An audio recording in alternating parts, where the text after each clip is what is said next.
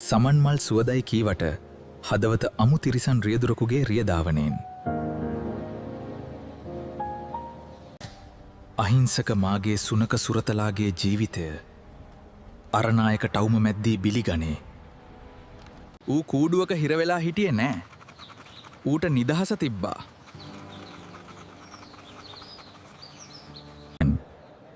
ඒත් ඌ තෝරාගත්තේ මගේ පස්සෙන් එන්න.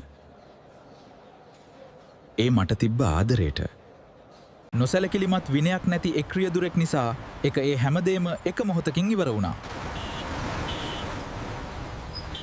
අද මම ගෙදර එනකොට මගේ පස්සෙන් එන්න ඒ අහිංසකයා නෑ. රියදුරෙක් කියන්නේ මිනිස් විතරක් බේරන කෙනෙක් නෙවෙයි. පාරේ ඉන්න හැම ජීවිතයක්ම වටිනවා. කරුණා කරලා විනයක් ඇතිව රියදාවනය කරන්න. මොකද ඔබත් යන්නේ යකඩ ගොඩක් උඩ සහ හුලං පුරවපු ටයර් උඩ දිට්ට ධම්මවේදීනීය කර්මය පටිසන්දෙයි පරිසමට ජීවත් වෙන්න.